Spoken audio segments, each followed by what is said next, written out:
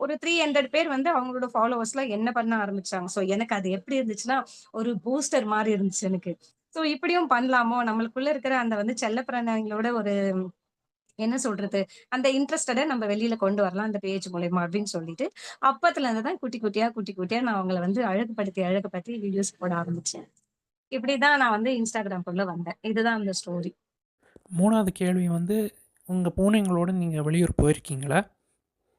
கண்டிப்பா போயிருக்கேன். அது ரொம்ப ஷேர் பண்ண வேண்டிய முக்கியமான விஷயம்.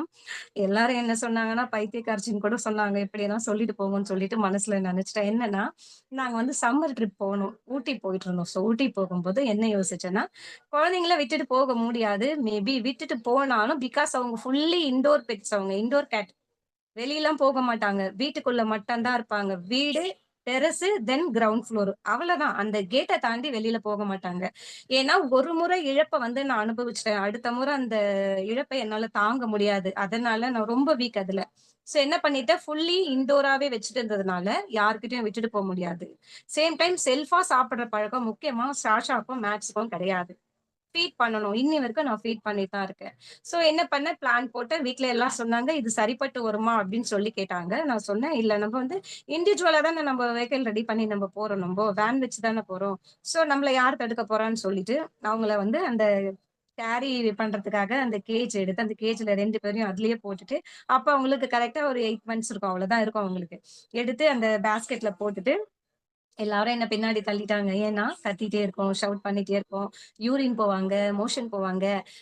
ஏசி உள்ளன்றதுனால அந்த ஸ்மெல் அப்படியே தங்கிடும். தங்கிடும் இல்லைங்களா? சோ என்ன பண்ணிட்டாங்க, "நீ பின்னாடி படின்னு" சொல்லிட்டு, என்ன எல்லாரும் பின்னாடி சீட்ல லாஸ்ட் சீட்ல தள்ளி விட்டுட்டாங்க.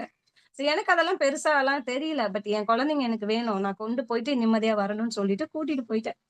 கூட்டிட்டு இங்கருந்து போயிட்டேன். வேன்ல வச்சுட்டேன். அதெல்லாம் okay. Everything is fine. But ரூமுக்குள்ள போகும்போது ஒரு ஒரு சின்ன ஃபியர். என்னன்னா, பெட்ட உள்ள வந்து நாட் அலோவ்ட் பண்ண மாட்டாங்கன்னு வீட்ல இருக்கிறவங்க சொல்லிட்டே இருக்காங்க. ஒரு பயம் வந்துருச்சு. ஐயோ! குழந்தைங்கள அலோவ் பண்ணலன்னா நம்ம என்ன பண்றது? நம்மளோட நிலைமை என்னத்துக்கு தான் ஆவுறதுன்னு சொல்லிட்டு, அந்த பாஸ்கெட் மேல துணிய போட்டு மூடிட்டேன்.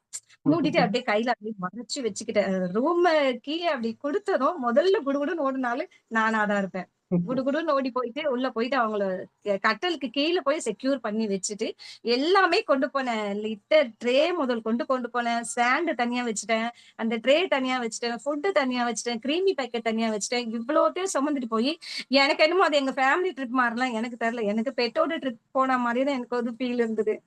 பட் அவங்கள வெளியில விடாம பாத்துக்கணும்னு சொன்னாங்க. ஏன்னா புது இடம் வெளியில கில்ல போச்சுன்னா, சத்தியமா ஊட்டி போம்போது நீ பெட்டோட போமாட்ட.